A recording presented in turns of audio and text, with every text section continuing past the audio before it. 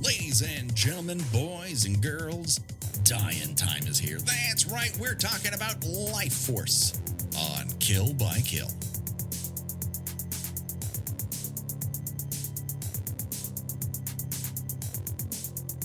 Well, greetings and salutations, Internet. It's your old pal, Patrick Hamilton, coming to you once again from outer space. This is the Kill by Kill podcast, where we're dedicated to celebrating the least discussed component of any horror film, the characters. And we're going to unpack all the goriest details of 1985's Lifeforce in the hopes that a pasty British man's untimely end is just the beginning of the jokes we might make at their expense. And as always, there's only one person I trust to slap me around because deep down, I'm a huge masochist. So it's fine. The one, the only, Gina Radcliffe. How are you doing today, Gina?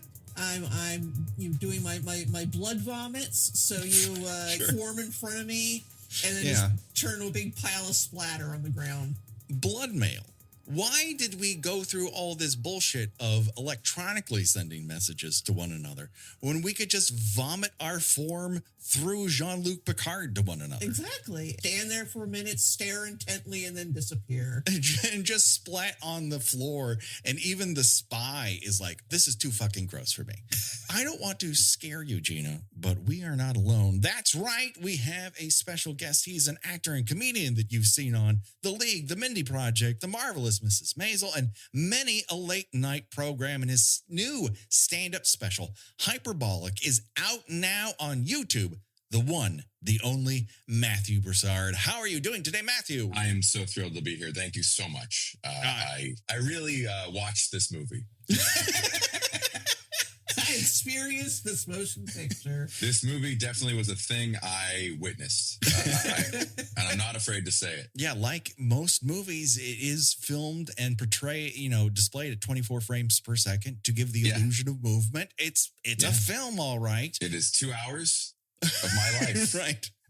Now, if you were to clock it, do you think, Matthew, how much of that time would be spent with the camera riveted to one corner of the room and you're just watching British guys spitball what might be happening in this motion picture instead of showing you?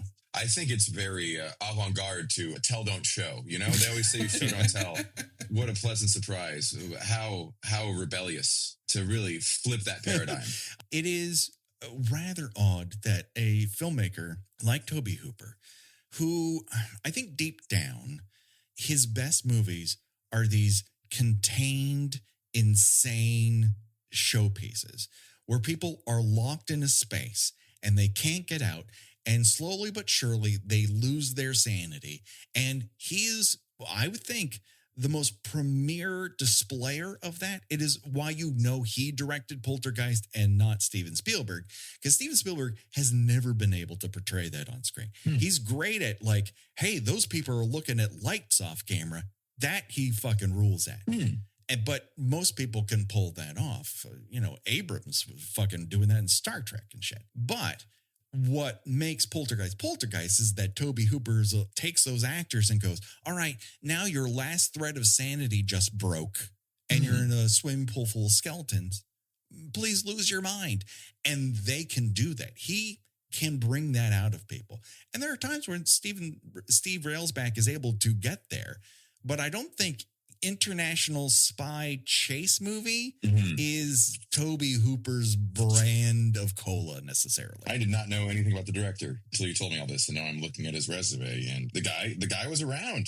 Wow. Yeah, he is. You could arguably put him on a Mount Rushmore because Texas Chainsaw Massacre is so incredibly good, and then Poltergeist. And he did Poltergeist before this movie.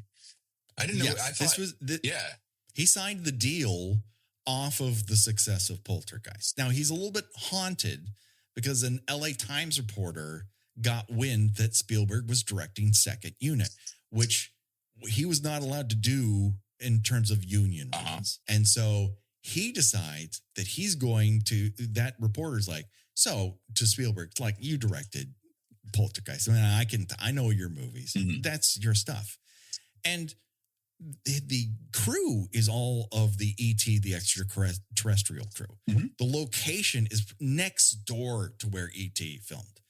But because of DGA rules, he couldn't direct 2 movies back to back. But Spielberg writes that movie. Spielberg is producing that movie. And Spielberg is around. And yeah, he's totally directing second unit stuff. You can tell. Mhm. But the Hooper part of that movie is what really gives it the juice. Yeah. The Spielberg part is what keeps it on rails. And it allows both ends of the spectrum to shine. Mhm. You really feel the Spielberg parts. You really feel the Hooper parts.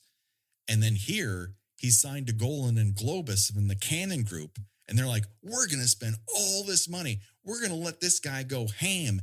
And then he shows up to England with half a script. Yeah. And he's like, he just starts filming And shit. then ideas only a quarter of the script remains.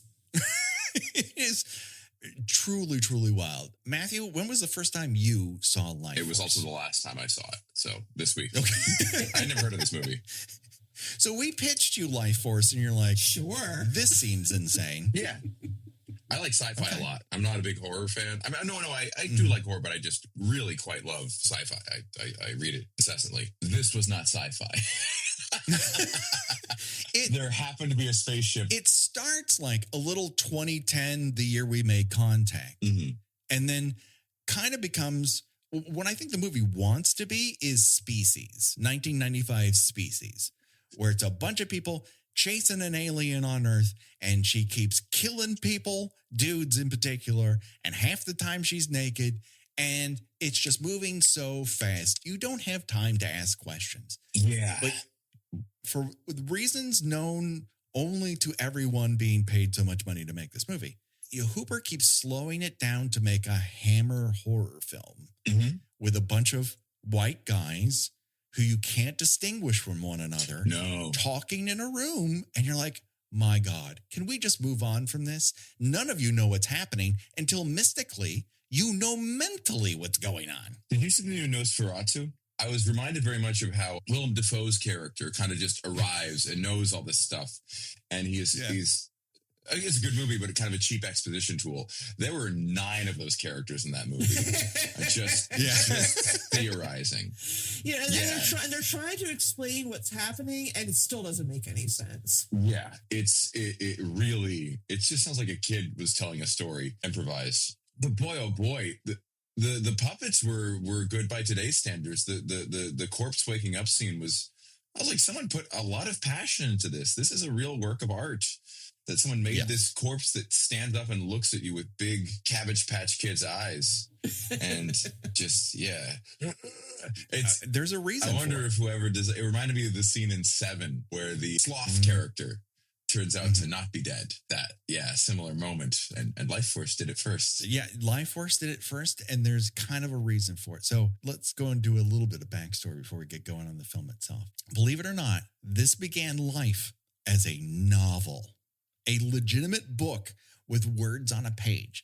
And it was entitled The Space Vampires, written by a guy named Colin Wilson, in which energy vampires, nowhere near as entertaining as What We Do in the Shadows, Colin Robinson, are brought to Earth via a long-range spacecraft, and they escape by draining life force and swapping bodies until they take over London and the Prime Minister's office, and all is saved when a higher life form of energy being offers these 3 castaways the ability to regain their true energy powers, and they fuck off into the multiverse. It seems like a giant cop-out for a book, but whatever. It's a decent idea. Mhm. And what a title. The Space Vampires. That's a movie I want to see. Yeah, right, that's Gina? the biggest mistake that minds behind this movie made was changing the title and not calling it The Space Vampires. Because Life Force, what the fuck does Life Force mean? That could be anything. The Space Vampires, you are telling me right away what we are dealing with. It is the name of a lot of health startups that I had to scroll through on Google before I could actually find the link to it. It does sound like a company that would be run by that guy who's pretending he's never going to die. Yeah, I picture the same person. Yeah, The guy who's like measuring his erections and posting the data on Twitter. The guy who's decided he knows his penis age. And it's like, my guy, if you have to think about it that fucking much, it can't be that good. I think we can all agree the less you think about sex, the better it is. And that guy's like writing on a fucking whiteboard about it. You're like, Jesus Christ, you must be the worst label. No amount of your son's blood is going to make it any better. Money balls, yeah. So this movie is partially at fault because it's a Cannon Films movie. Cannon acquires the rights to the novel, and they first tried to get Michael Winner on board to direct, but I guess he was too busy filming a movie that we've covered on the show called Scream for Help, in which a teenage girl just fucks everything up. And it's fantastically stupid. But he was also prepping his sexual misconduct allegation project, Death Wish 3. R.I.P. Giggler. Death Wish 3 is batshit. And my guess is that Winner wouldn't have put any grandeur into this, but absolutely would have made a rip-roaring $10 million piece of trash.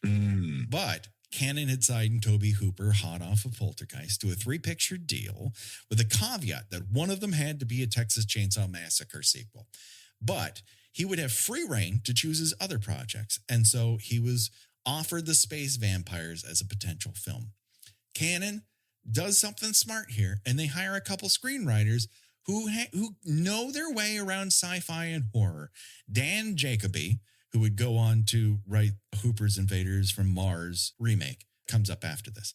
And then, of course, a genius who is very easy to get along with named Dan O'Bannon, who people will primarily known as one of the two writers on 1979's Alien. Although how much of the screenplay he and Jacoby wrote ended up in the finished product is up for debate because O'Bannon and Hooper instantly hated one another. They clashed over this script. They clashed over a script they weren't even making. They just hated one another. And so O'Bannon's like, fuck you. I'm taking Return of the Living Dead, which he would direct just 1 year later. And he's, I'm out of here. And if you notice, as you mentioned, Matthew, the Lifeforce zombies here and the Return of the Living Dead zombies are essentially the same fucking puppets. That saves money. Yeah, well, I mean, they're developed here. But he obviously is like, I love that design. I'm going to use it elsewhere, which is what he did with the original version of Dune and eventually Alien. Like, he likes to borrow from development. So he did that, and it worked out for him. Not so much Hooper. Hooper is given 17 weeks. He ended up taking 22. There's $25 million poured into this thing. But because they're making it in London, there's a limited amount of production space because Ridley Scott is filming Legend and Disney is filming Return to Oz at the same time. And all those two movies end up going over time and budget. And all three of these fucking things flop at the box office. Real stinkers, yeah. They're not great. I mean, they're remembered for awesome makeup.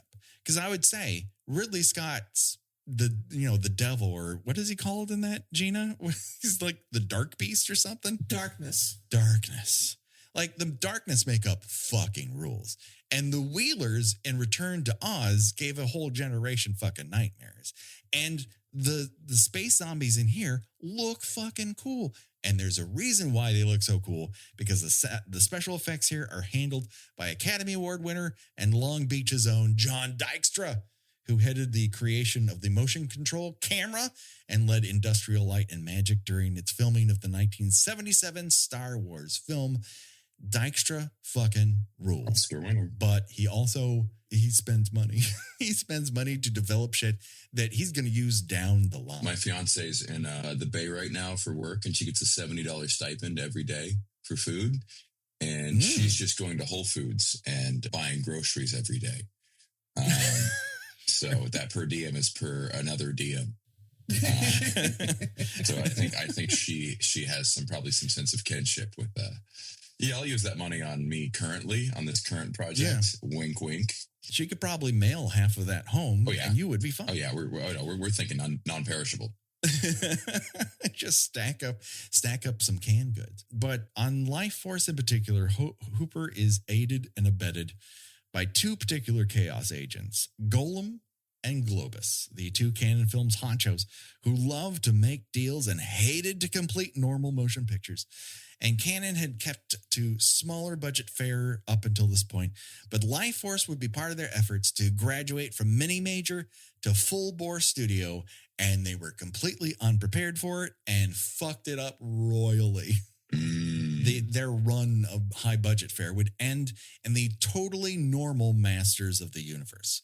Another movie that looks great when it comes to its special effects, but at the end of the day, you just have one actor in skull makeup going ham, and the rest of it is He-Man talking to teenagers. Oh. Famous orator, He-Man. Dolph Lundgren? Dolph Lundgren spends a lot of time talking in that movie and not putting giant swords through motherfuckers. That's very interesting. It feels like we've kind of come back around. That was an era where things just got too about the costumes and too about the big stuff. And then Marvel got a little too cheeky.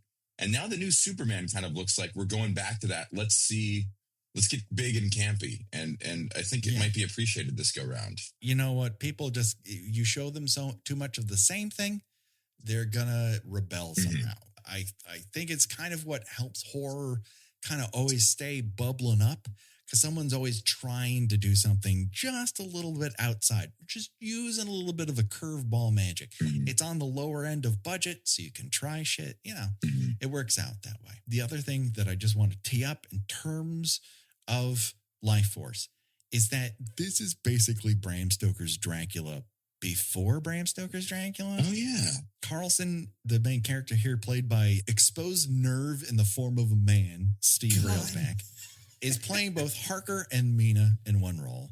And while Space Girl is our space count, Carlson is corrupted by Space Girl, like Harker, inside the castle, and then his spaceship acts as the Demeter, transporting her across the ocean of space, and retains a connection to Space Girl after she arrives on Earth and starts feeding on, people's life force and body hopping and shit. So, although the horror here is less xenophobic than a typical Dracula film, and more, that lady way too hot, and she melted my brain. Frankly, the only way to view this movie is that every man you meet is afraid of girls, because that's the way they act. If they get too close to this lady, they melt They down. literally just start shaking and going cross-eyed. One of my favorite scenes is they go, I felt such an attraction to her. They go, was it sexual? And I expected it to be like, I really expected the answer like, no, it was some kind of life force. And instead he was like, very, very, it was just like, I was very horny just looking at it. It was such a weird thing to write into the script. I'm like, why would you say that part explicitly? That's the whole job of it. That's what chemistry is. Again, tell, don't show. Really remarkable work. It's like, were you drawn to this nude woman who looks like she's all about 20 years old? I have no idea what you're talking about. As he's pulling on his collar like Rodney Dangerfield. I did the math, by the way. She was 20 or 19 when this filmed, and he was 40. Boy, that doesn't hold up well. Weird. Yeah, Steve Railsback, he played Charles Manson in the TV movie of Helter Skelter, and I feel like that role never really left him.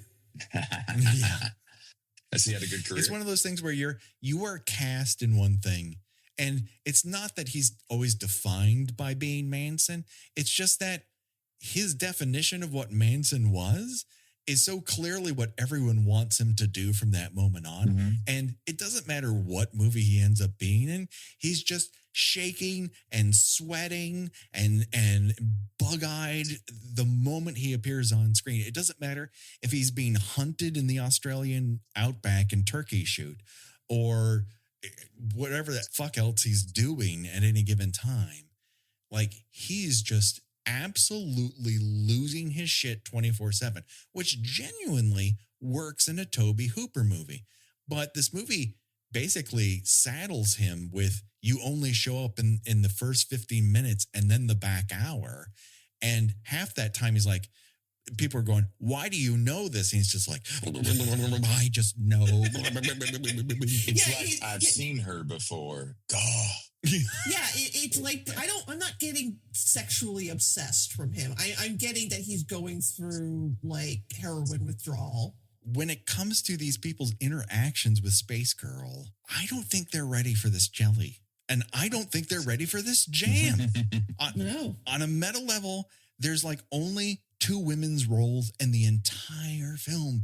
And one of them is naked nearly throughout. And the other is occupied by the former. And when that tenant leaves, she's slapped around by the quote unquote hero. Yeah. And the other hero's like, let me sit down and really, I want to sit in this cuck chair. You go at it.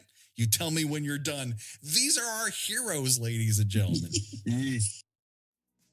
This episode of the Kill by Kill podcast is brought to you in part by our good friends at Mando, the clinically proven family products to block odor all day and control odor for up to 72 hours. And I know you're going to say to yourself, Patrick, how do you know so much about Mando? Here's the thing. Not only did they provide me with nice talking points, but I didn't need them because I was already a Mando customer before they ever approached us. I used their body wash and whole body deodorant stick every single day, and that's why I know this stuff works. It's skin safe to use anywhere on your body, from pits to feet and everywhere in between. Mando stops odor before it even starts with these very super fresh scents that I really enjoy. You got Cloverwoods, Mount Fuji. I really enjoy Pro Sport. I always use in the shower. And now we've got a new favorite, Bourbon Leather. Mando works, and they're so confident in that. They're offering our listeners a pretty sweet deal on the Mando starter pack. What do you get? A solid stick deodorant, cream tube deodorant, and then you get 2 free products of your choice. You can choose a couple different things, maybe a mini body wash, maybe you want to try out the deodorant wipes. That way, you can smell fresher anywhere at any time. It's a really great deal and a real easy way to support us here at the show. So you go to shopmando.com and you get 40% off when you use the code KILLPOD. That's KILLPOD at checkout. That's shopmando.com. SHOPMANDO.com. Enter KILLPOD at checkout to earn that $5 off the starter pack. Plus, you get free shipping. Man, I can't tell you how good this stuff is. You deserve to smell this good. I believe in it. Smell fresher, stay drier, and boost your confidence from head to toe with Mando. And now, a much better smelling body count continues. When you think about businesses that are selling through the roof, like aloe or Skims, sure, you think about a great product, a cool brand, and brilliant marketing. But an often overlooked secret is actually the businesses behind the business, making selling and, for shoppers, buying simple. For millions of businesses, that business is Shopify.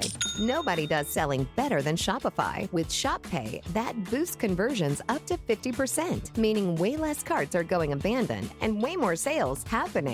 So if you're into growing your business, your commerce platform better be ready to sell whatever your customers are scrolling or strolling on the web, in your store, in their feed, and everywhere in between. Businesses that sell more sell on Shopify. Upgrade your business and get the same checkout Skims uses. Sign up for your $1 per month trial period at shopify.com/Westwood1, all lowercase. Go to shopify.com/Westwood1 to upgrade your selling today. Shopify.com/Westwood1.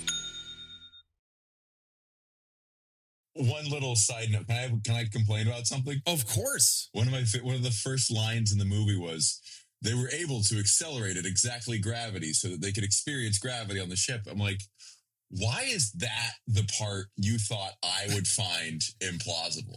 Like, you justify good science, good sci-fi to me is how they justify the science. Because if you read sci-fi, they talk about how they create artificial gravity all the time, sometimes through acceleration. That's harder to do. Oftentimes just through centrifuge. If you spin the aircraft around at a given consistent rate, you will experience gravity towards the walls. I think the ISS does this. I think a lot of spaceships do this. The one thing that is not a good way to create artificial gravity is to stay at constant acceleration, especially when you're approaching an object that is definitely not accelerating or not accelerating in the same direction or at a constant rate. It's just such a weird thing to specify like 3 sentences into the movie. It's like they're trying to explain they park so well because they approach the parking spot at 50 miles an hour. Yes. Okay, sure. 50 miles an hour per hour. Rate of acceleration. It's Wow, I found that part very silly. Yeah. And also the acting really struck me in that I saw an analysis of like what made the acting in episode 1, Star Wars episode 1 bad. And it stuck with me through this of basic competent acting typically comes from your reaction to the other person. You listen to what they say, you internalize it, and what you say is in response to them. That is what makes a line start to sound less or more canny, I guess. That human thing. Every person looks like they set the camera up on just them in an empty room with no one they're responding to, and just got all of their lines wild. Like no one is responding to another person. Everyone is just saying their line, and that's it. Yeah. One by one. And like, I'm sure all these people came through some sort of Royal Academy. They've been on stage, and they've done Shakespeare in the round. They're all competent to a certain degree. Yes. So they don't sound like aliens themselves. We're not in Neil Breen territory or anything.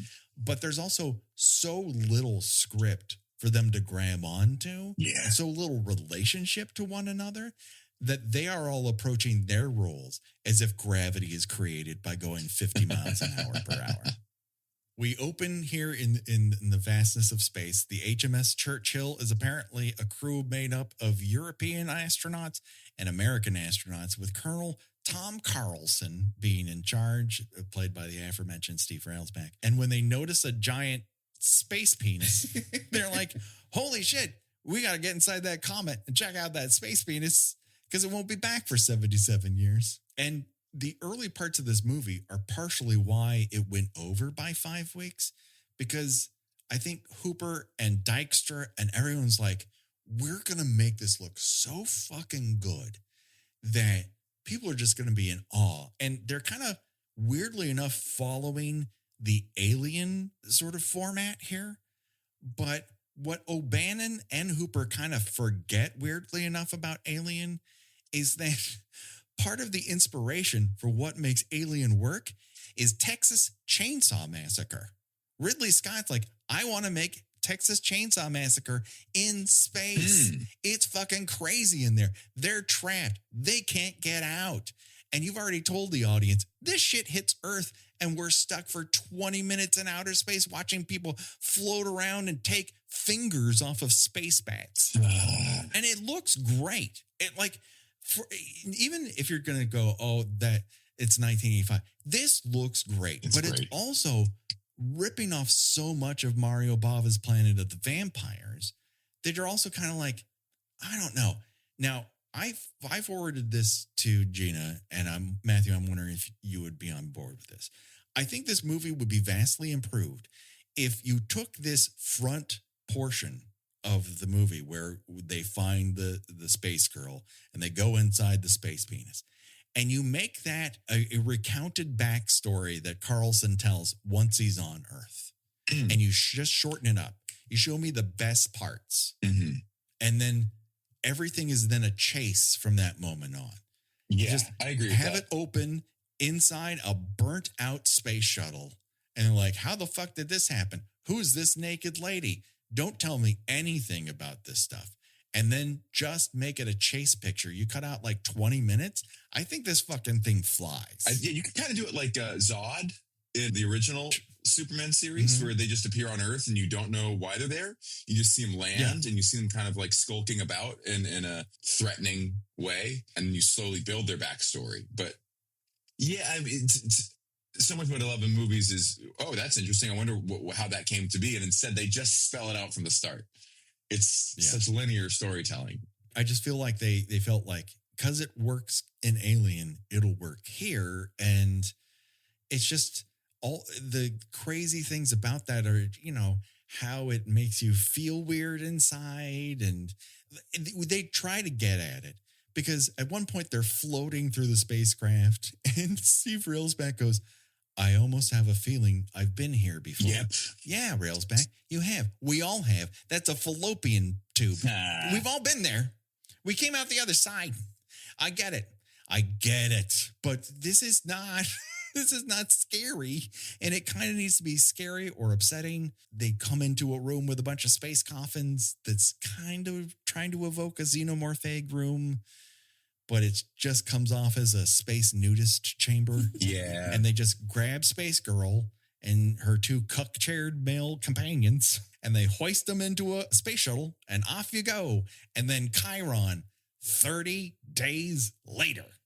And it's just not the start you want. Yeah, you could just, you have it jump into that and then do 30 days earlier and show the flashbacks as you were saying. Yeah. I think if this was a bit more epistolatory, like a Bram Stoker's Dracula, you might have had a more effective storytelling device. That's not to say that there aren't moments which are so fucking good. You're like, why isn't the movie all this? And the problem with is the parts of the movie that are so good involve John Dykstra just like spending money like it has no limit to make Ghostbuster streams occur in the sky. And Tobe Hooper's like, we're going to put this room on a centrifugal force machine, and you don't know it because they tied everybody down. Oh, that's a great effect.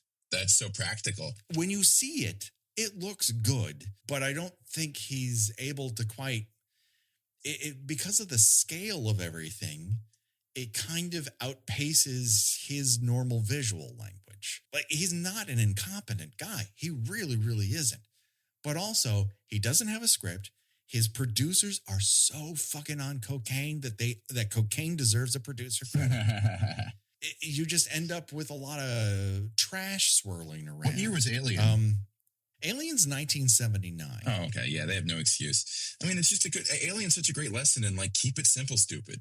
Like, yes. You have that in just like one location. That is where Hooper does best, because Texas Chainsaw is primarily one location. Oh, the Funhouse? The Funhouse is one location. Even his killer alligator movie, Eaten Alive, is so one location, they have an outdoor set built in a soundstage. He just wants it to be theatrical. And Poltergeist is primarily one location. It really helps him. And I understand his desire to make a movie that is bigger and more grandiose and travels from place to place. It's just, if you're going to do that, you really need to be on rails. And the only rails happening here were being snorted up either a golem or a globus. Yeah. So Space Girl arrives on Earth, immediately wakes up and drains the life force out of a guard. And for whatever reason, only one guy in the entire facility is happening to watch this interaction on a closed circuit television. And he's like, I got to run there and stop it. Call somebody, alert somebody, radio somebody. Space Girl woke up. This guy's becoming a human skeleton. Let's go. And he just keeps it to himself for some fucking reason. I think he thinks it's kind of sexy. I think we all do. It also turns out that Space Girl has Dune voice. She can just tell people to do shit, and they kind of do. Yeah, she can force choke people. She can shoot lightning. People, yeah. Yeah, she can shoot lightning out of her hands. I mean, again, Palpatine, like, it's just OP, as we say in the video game world. She has all the powers, and her two space twinks kind of have lesser versions of it. For whatever reason, as Gina has noted before, she walks around naked for a good 25 minutes, and they're tastefully shown from just the waist up. We never get to see what that hinder does. No, we don't. We sure don't. And one of them is Mick Jagger's weirdly more human-looking younger brother. I don't know how he came out of the same gene pool as Mick Jagger, but is it really? Outside of, yes. Wow. He is a Jagger, like same parents. Wow. And you're kind of like, I get, it's weird. He looks way more handsome than Mick Jagger, but obviously, Jagger has the hips. Yeah. You can't fake that. And there's almost no opportunity for him to flap around a stage like a chicken with his head cut off. He might as well have. I mean, everything else happens in this movie. You just have one guy calmly walking down a hallway while space lightning goes off, and the other guy's going, across the stage. Why not? I love it. This is the energy that needed to be brought to this. Also, I love how they were like, oh no, there's a naked woman. Everyone watch out. They're like, oh, well, we need to go find her. That's a security concern. Got to go find this naked woman walking about. And then there's two naked men, and everyone's like, shut it down. Just shut it down. Kill them. Yeah, Shoot them. like- Shoot them immediately. Why are London's dumbest pasty men on the job here?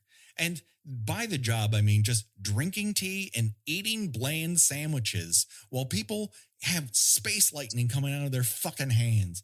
Like one guard tries to lure Space Girl with a biscuit like she's a dog. Like he's trying to train her to sit. Like here's a hot dog. Bow, bow, and it's not fucking happening. No one's motivations made sense. And that they found, I mean, I guess they have this spaceship arrive with potentially alien life forms that are almost invincible that they can tell back on Earth. Yeah. And they're just like, let's just keep them in this room and we'll see what happens. It's the greatest scientific discovery in all human history. So listen, so long as we keep them in this room, And yeah, so long as we keep them in a broom closet, I think we can stop this alien invasion. yeah, they survived a fire on a spaceship coming from the Oort cloud. I haven't seen a cloud this ridiculous. Did either of you see Green Lantern? No. No. I was invited to a screening on the Warner Brothers lot for Green Lantern. And I was only informed when I arrived there that it was quote unquote a producer's screening. So I had to keep my reactions to myself for fear that someone really in charge might hear my genuine reaction to the film. And I watched it like Kevin from Home Alone, through my hands, silently screaming. It's my favorite superhero. So I was very sad that, I'll tell you, he's not represented well when a cloud with teeth shows up. A cloud with teeth? That's the villain? Because that's what I'm afraid of. What if clouds could go chompy chomp on? Like Galactus and Silver Surfer? Like that kind of? Almost worse, because it's a dirty cloud that's brown and has yellow teeth and also sucks the life force out of Green Lanterns. Lame. It sucks in almost every way, shape, or form. Like this, you're watching talent waste their time and someone else's money, which sometimes can be very entertaining, but it's not nearly batshit enough, like Lifeforce is at moments. I like the batshit segments of Lifeforce, like Dr. Falada. Who the fuck named him Dr. Falada? Dr. Falada, Hans Falada. Hans Falada. And he just has ice cream on top of his head and just flits about and go. People are like, why do you know what you know? And he's like, I just kind of feel I just know. I just know. And then he gets sudden oatmeal syndrome on his face and fire comes out of his back. But don't worry, everybody. He has a collection of swords. Why? We're never told. He's just a scientist who works on where you go after you die and just happens to have a lot of Klingon swords around. Yeah, he knows what swords work with the space vampires. It's leaded iron, as we're told numerous times. Leaded iron? Why are there so few leaded iron swords around? Is it because of woke? It might be because of woke. It's the woke poke. Damn it. And now if space vampires come down, what are we going to do? We're screwed. Thankfully, we have a crypto reserve. What the fuck else happens in this What doesn't happen in this movie? The spy is wearing a turtleneck. That's the only reason you can tell him apart from any other white guy, is that one person with a widow's peak has a turtleneck on. And you're like, okay, that's the domestic spy. Keep that in mind. It doesn't really matter where he works or why he works there, because he doesn't do jack shit until he throws a sword to somebody at the end. He's sort of like reacts to everything up to a certain point with a very British, right then, that's very unusual. Until the space girl forms, from flying blood vomit. And then he just like, ew. Like, this helicopter is unclean now. And the helicopter pilot looks back and immediately crashes the helicopter. He's like, fuck this. How do I walk out of this helicopter? Is there a ladder I can use? Like, is there a parachute? So many parts of it. Sounds like 7 different movies. It really is. Are your movies you go over usually this convoluted? I just didn't expect it to be so. I had trouble keeping up. This is particularly convoluted. I mean, keep in mind, like, some of the movies we're watching are the most basic shit in the entire world. We covered a movie called Hide and Go Shriek a couple weeks ago. that is so basic in so many ways, but also decides to be batshit in parts. And a lot of the scares are very mannequin dependent. Mhm. It's unsuccessful. But sometimes we're covering you never know. Like, I didn't expect Hello, Mary Lou Prom Night 2 to be as good as it was. I wasn't sure that Mikey was going to, knock it out of the park. Sometimes you find gems, but sometimes they're life force. And you're like, I remember this being batshit crazy. And for 25 minutes, it is. But for an hour and a half, it's tough. Yeah. What's the lore? So what's the lore here? It is vampires exist in space? It's that there's a bunch of space vampires who float around in that comet, and every 77 years, they come down and they suck up some local city center that apparently we don't pass down via someone like, oh, I remember in Fallujah when this happened. I remember in mainland China when this happened 150 years ago or whatever. Almost like Derry. This is in yeah. in It. Only there's no turtles. You don't have to make out with a demon in order to curse it. What let's not get into It lore. We'd be here all day. That's convoluted but delightful. Well, the backstory does kind of ruin it, actually. I like it less. No, that's another case of, similar thing. Maybe that was inspired it of like, here's this very body horror, if that's the right word, just a creepy, scary, and such a visceral, human way that's also an alien. It just feels convoluted. So aliens exist in this comet, and they come down every 77 years, and they destroy a city and then leave. That's how it works. Yes, they suck up all the available souls they can get their hands on. Send them up to space. They zap it up to their spaceship, and then big umbrella at the end of it. They airdrop it. Yeah. And they're like, see ya, wouldn't want to be ya. And it's just those three vampires? Are those the main three vampires?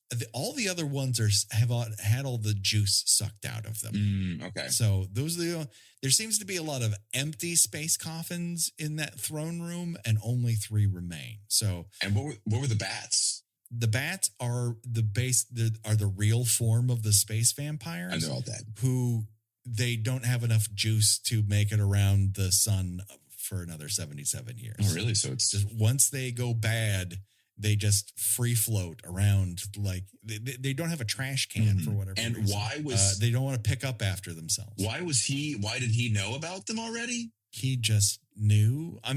That's how anybody in this movie knows about anything. They just sense it for reasons? Question mark? It could have been like his grandpa was like a vampire who stayed and got someone pregnant, but no, they don't want to do that. Well, at one point, Steve Railsback goes, she shared her energy with me because she needed the information I had about our age and how to defeat us now. And so she learned English through this way. She decided on London because that was where the space shuttle was supposed to land. Mm-hmm. And she chose her form. That's why it's hard to catch her, because she's jumping bodies. God, and she chose her form based on his tastes in women. Yes. Yes. She is the ideal woman he needed at that time after so many years, months in space. We're never told. And who fucking cares? And how did he get back to Earth? I was so confused about that, how everyone else died, but he came back separately. He went like an escape pod. That is so convenient. Everyone else dies slowly. They're drained from afar by the space vampires, and he's kept alive specifically so that he can escort. It's like the Demeter in Dracula. He's left alive to steer the ship towards home, and he was supposed to die. And then he's like, no, I'll just light this motherfucker on fire and take an escape pod out of here, and that'll work. And it turns out fire don't work on them. Well, and also the big reveal is, and this doesn't make it any more sense than anything else does, is that he is also a space vampire. Yeah. He's part space vampire. Not practicing. on his mother's side. He's just like Harrison Ford. It's just, just a little does ya. For whatever reason, he's kept alive. And then because he has all this knowledge, she has to suck up that part of space vampire she gave him before she can ascend back into the space umbrella, which is why they're kissing so badly at the end of this movie. Matthew, is this the worst makeout sessions you've ever seen in your life? I feel like this is terrible kissing. It makes me never want to kiss again. It was grosser than the blood throwing up. I was mentioning this before. Roger Moore, one of the famous James Bond people, was a terrible on-screen kisser. His mouth would become an anus and it would just cinch up. And so for whatever reason, it looked like he was sipping another person's kiss through a straw. And I was like, this guy's supposed to be sexy. And I can't grasp how he kisses. Conversely, this is all open mouth and like their lips are numb. They have no idea where they're exactly supposed to go. And they just keep mashing mouths against one another in the hopes that it looks intense. Yeah, I don't get the impression that these two are madly, passionately, intergalactically attached to each other. The love story kind of sucks. The reason why we love so many of the Dracula movies we've covered is that even some of the worst ones, the love story element still kind of works. And here, they've got zero chemistry. I mean, she is a very attractive woman, and Steve Railsback is an actor, and he can't quite sell that she's super hot, which is hard because that's pretty obvious to anyone just looking at her. But he is trying to get as naked as her at various points, so I'll give him that. Yeah, he does get more. He is allowed to get more naked than her two companions are. Yes, we're allowed to see what Steve Railsback's two flat muffins are accomplishing. And we've come a long way in male ass technology since then. We really have. The other bit of lore, I guess, that is internalized here is that once your soul's been sucked out by a proper space vampire, you have 2 hours before your corpse reanimates, searching out another life force to suck down. And then you're just like when SpongeBob needs water. That's exactly what it is. Water. You're just gulping for air while a hedgehog or a beaver. I'm not sure what fatty. Squirrel. She's a squirrel. She's a Texas squirrel, and she's asking, "Are you all right?"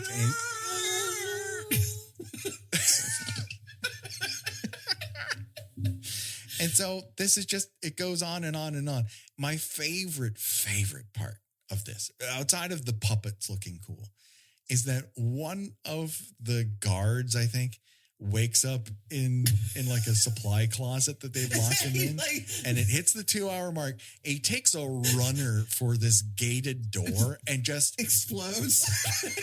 He explodes in dust, and it gets in one of the actors' mouths. And his visceral reaction is like, see, that's what I should be feeling. I should be wanting to throw up right now. I'm glad I'm being represented. I feel seen right now. We need more civil servants taking dust to the mouth, I guess. I should really be on the side of civil servants right now. But that being said, officious British dudes. I like to see somebody who just came out of a dinner party get vampire dusted in the mouth. So Matilda May, Spice Girl, she escapes because she doesn't take a biscuit from a guard. She explodes a couple windows, and then she's just out loose in the world. She kills a girl in the park. And I don't like to shame people on this podcast, right? We're all God's unique creatures. But they picked two of the most unique British lads to witness this crime. And then we get Space SVU as they're interviewing them like, why didn't you prevent the space vamp? What are you doing here? And like, we wanted to see these ladies get on. And like, all right, calm the fuck down. But then the spy's like, now she has clothes.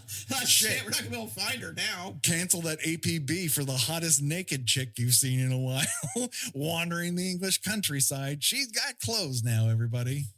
That's stunning. Not for nothing, but British men have the danger awareness of a fucking toddler. The country without guns. When that they just see like a hot chick and you're just like, when the redheaded lady who Space Girl is occupying her space seduces a guy on the road, and she like starts hiking up her skirt, and he's like, and you're like, dude, you must have seen legs before, right? Why is everyone is Benny Hill a documentary? Because that's how I feel right now. Yeah, everybody in this movie is hamana. The space twinks break out. We visit Britain's Arkham Asylum. And here's where we finally hit a real good patch. Because if you wouldn't know it, things are about to get hot. It's Jean-Luc Picquet now. If he's the captain, I want to earn those stripes. Some guys just know how to give dome. It's snack time, so make it so. If he's on screen, I'm engaged. Just like Shakespeare, he's well-versed. Like a sandworm, he's doing it for me. It's Patrick Stewart. Oh, he just walked off screen. Well, bye, Patrick. I've seen this movie probably 5 or 6 times at this point over the years. I still don't know what his character does in this. Other than, he just shows up like than be possessed and then blood vomit. He's got 3 scenes. Like I don't remember what his character. I never remember what his character's name is, or if he has a name. I still do not understand what his function in the plot is. He's real sassy. He knows where, like a queer eye. Yeah, he is like very a queer eye guy. Now we're doing it this way. Yeah, he's zhuzhing. He's helping you eat healthier. He's doing a lot of things. He just knows where all the apartments are inside this mental facility. And then he is possessed by Space Girl. And we get that scene in which he's smacked around by Steve Railsback, he's got 2 modes. I'm kissing you in a very awkward way, or I'm slapping you, demanding information I can later just feel and communicate. Yeah, this scene where she is possessing Patrick Stewart and Steve Rose just like shaking him. Like they move him away from Patrick Stewart, and he's like still moving his arms like he's shaking somebody. That's his modus operandi. That's what he knows how to do. I know how to shake these other actors. By the way, Patrick Stewart loved his experience on this movie. Really? Talks about Toby Hooper like he was a gem among men, which is how I primarily heard Toby was on set. Yeah, it'd be pretty fun to work with him, where he's like, wow, everyone's great at acting. You're all so good at acting every time. We got it on the first take, guys. He's never seen acting before. Wow, everyone's really good. Everyone's choices all make sense and don't convolute each other at all. I think Patrick Stewart is a very nice man, and I don't think he's easily rattled, and I think he had fun being sweaty, and he looks so snatched in this movie. He looks hotter than hell. I don't know when he went bald. At 14? I don't know. He's been bald since before I was born. Yeah, he's been bald for 40 years. It's at least. He was very bald then, too. What was he before? What did he do career-wise up until that point? I mean, he's a Royal Shakespeare Company actor. So the movie he did previous to this was The Lynch Dune, where is he Duncan Idaho in that? No, Gurney. Oh, he's Gurney in that. Duncan Idaho was the rock star, right? No, I'm sorry. No, Sting is playing one of the black and white aliens. He's one of the Rautha, yeah. Dune is one of those things where I've read the book, I've watched the new movies, I enjoyed them very much. I've watched the Lynch Dune. Mm-hmm. It just slides right out of my brain. For whatever reason, I can remember every character in a Friday the 13th movie, but this shit does not stay in the brain folds. I am the opposite. Yeah, no, I love that movie. It's understandable. I love the movie. Yeah. I haven't watched the Lynch version. I think the Lynch version is a lot like this. If you were sitting in a bar and it was playing wordlessly in the background, you're like, what the fuck is this? This looks cool. And it does look cool. But if you're really paying attention to it, you're like, oh, there's a lot of holes here, guys. This doesn't Not just the ones dug by the stem worms. Have you tried watching it since seeing the new ones? Oh, I'm sure it makes all the sense in the world because you know who the fuck these people are. They really do fill in a lot of the empty spaces that the Lynch one leaves behind. So it honestly makes a lot more sense. There's a reason that Universal released it with a cheat sheet because the best place you want to read about characters is in a dark movie theater.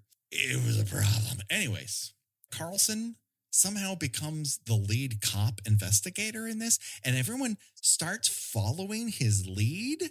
He does not seem like somebody you should be like listening to about anything, frankly. No, because he can't meet anybody without slapping the shit out of them, including that redheaded lady who's like, deep down, she's a masochist. And then he's like, I'm just going to threaten to rape you. And the spy's like, I've got a cuck chair. I'm going to sit here. I'm going to enjoy the hell out of this. Like, what? Yeah, he can Carlson can seem to read minds, but only at a time when it's really convenient to him. They keep chasing the other two vampires, make it to London. They're like, take this helicopter to London. That's when Space Girl becomes a blood zombie, and that's really cool to look at. And that goes it goes on for a while too. Just cutting back and forth between, here's blood spraying out of this guy's mouth. Now here's blood spraying out of Patrick Stewart's mouth. And this guy, and then Patrick Stewart, and everybody's making an ew face, and then more blood spraying. I'm with them. If I meet a lady, I don't care how hot she is, but if she emerges out of two dead guys' blood in front of me, at best, I'm going to have a halfway stiff. It's not going to take me all the way. It's funny. At one point, the spy's like, listen, Carlson, you've got to level with me. What the fuck happened on that spaceship? And again, this is when you should have all that backstory.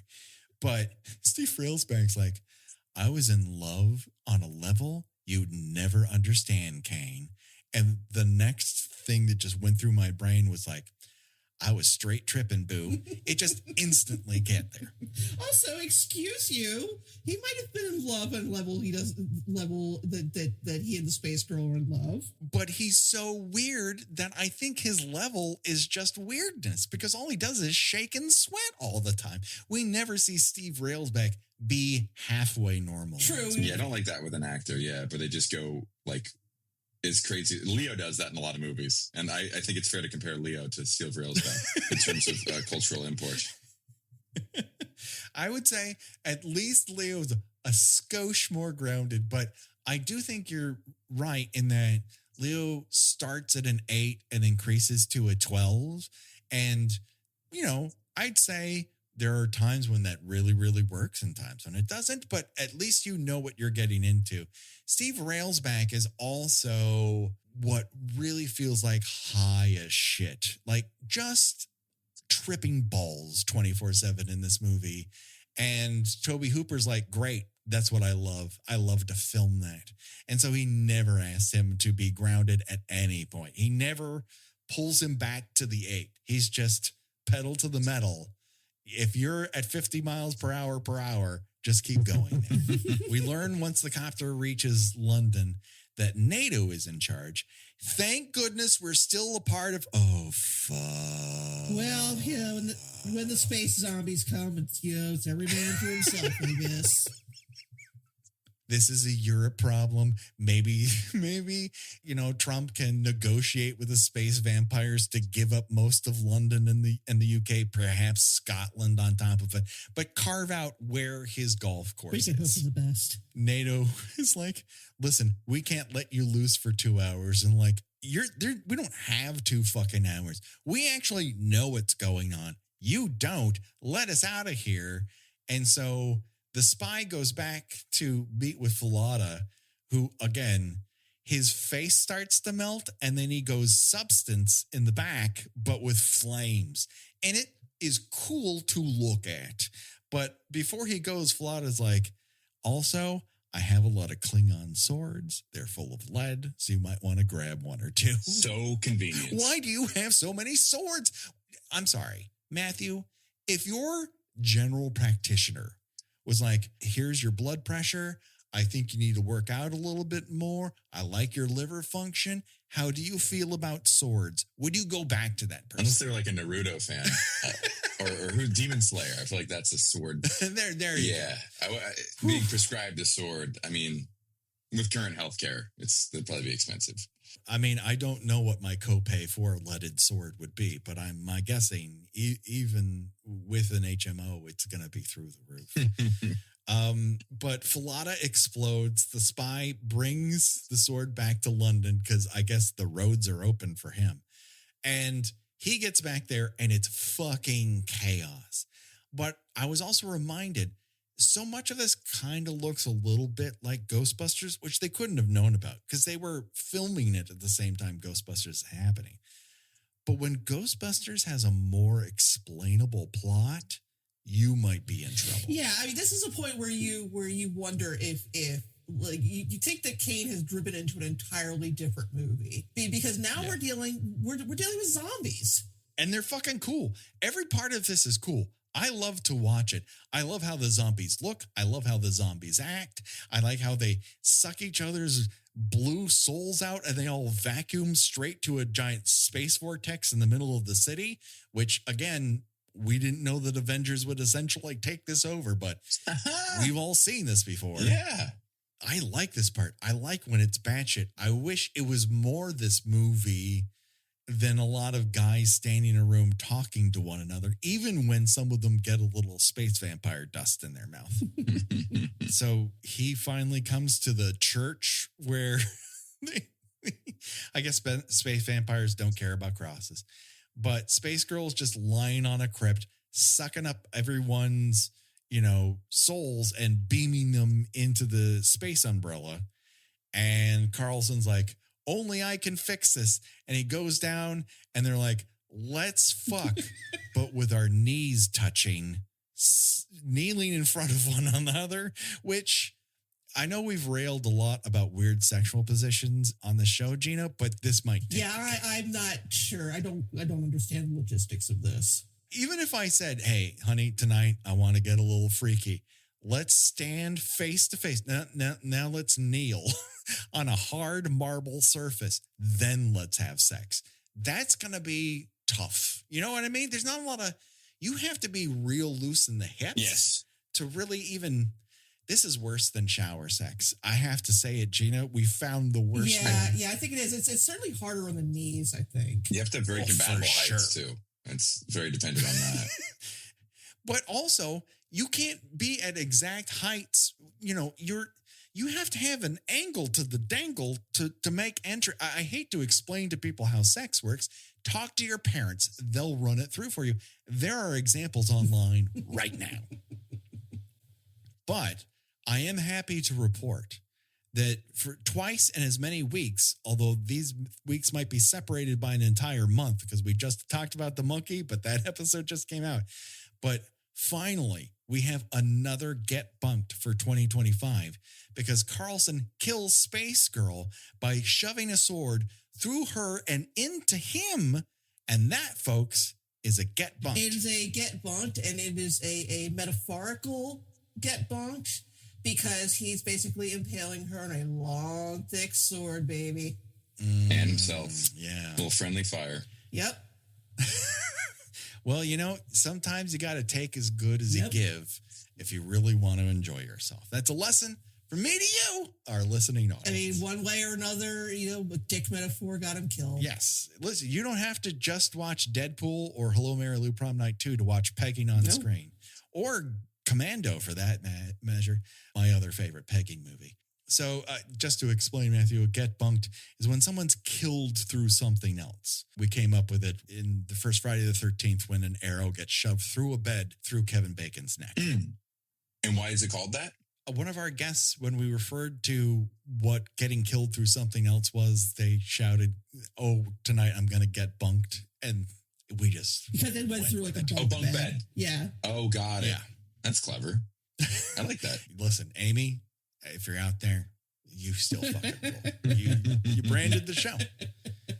This movie, any final thoughts about this delightful, fantastic looking sometimes boring, sometimes batshit insane motion picture. It just made me feel stupid. I do feel like I actually need to watch it again, as painful as the first watch was. I can't believe it, but I think I'm going to have to revisit this over time. When you do, make sure you pay attention to the wall art in that redhead's apartment in the insane asylum that she lives in, because her poster art is out of fucking control. The only thing missing, Gina, is somebody's 8x10. Yeah.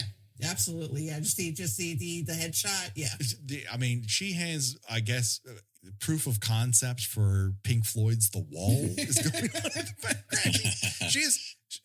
She's a very big prog fan by the looks of things. Gina, any final thoughts? You know, like I said, I have seen this a couple of times, and I find that much like the films of the late David Lynch, that the sooner you stop trying to figure out what's happening, the more enjoyable the viewing experience will be.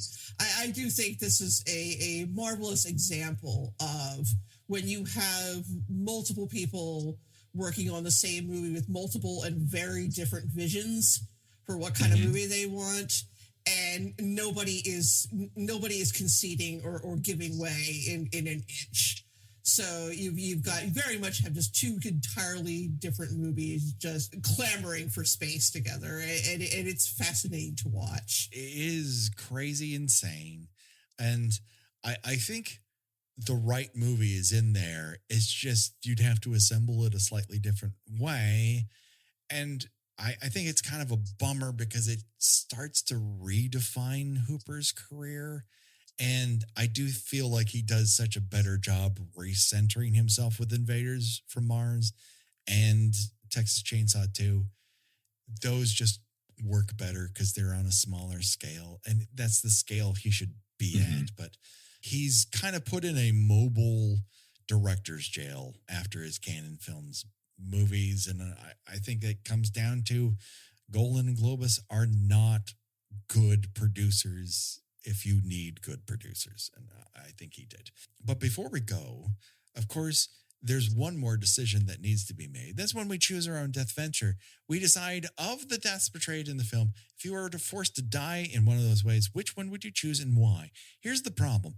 Almost everyone dies the exact same way. So really, we're choosing location. You're either on a space shuttle, you're at Europe's NASA, you're in a broom closet, you're in an autopsy room, you're in an insane asylum, Lanai, you're on the streets of London, you're in a church, you're somewhere on the British countryside, you're making out with a lady in the British park system. Any particular part of this lovely countryside that you would choose to die in by exploding into a dust skeleton, Matthew? Oh, no, I would die a sword through her into me.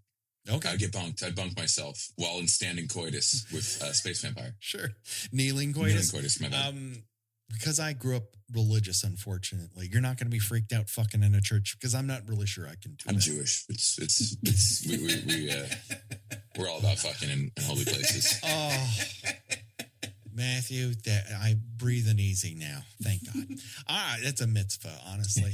Gina, what say you? I guess I can't blood vomit to death because they're already technically dead, aren't they? Picard is hanging on by a thread. Yeah. I thought I thought he was kind of like just unconscious. Yeah, but the blood suckage does put him out of his misery. That's for sure. I'm pretty sure like him vomiting every ounce of blood from his body to turn into a sexy lady probably killed him. And you know what? I'll make that sacrifice. It'll be like a substance-like twist where I give up my body to give life to a sexy lady. You know what? You're making a lot of sense, Gina, but I have to stick with exploding into a grate and having part of my space vampire dust get in the mouth of a conservative PM. And I think just on a protest level, that's the way I want to go. Really, just scream as hard as you can and run into a wall and explode. I mean, and your family doesn't have to pay for cremation because you're already ashes. Just sweep me into an urn. Yeah, they just got to get a little dustpan and dump you into a container. Yeah. You're good. Yeah, just spread me on some rocky ass British beach. That's the way to go, baby. Josh Hollis does all of our artwork. Go to Revenge Body Memphis at bandcamp.com for this theme and all of our remixes. Go to our Patreon for bonus episodes. Find us online. Rate and review us on the podcatcher of choice. We'd love to hear from you.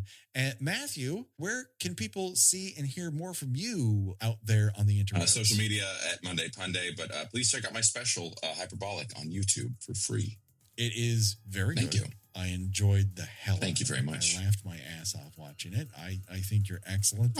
And that special in particular, I thought was incisive, and I really laughed hard. Thank you so much for checking it out. Good stuff. Gina, where can people find you on these here interwebs? I write about television and movies and pop culture on my Substack, GinaWatchesThings.substack.com. And I am mostly on Blue Sky and Instagram under Gina Does Things. Do it today, people. Check it out. Don't worry, folks. The body count will continue.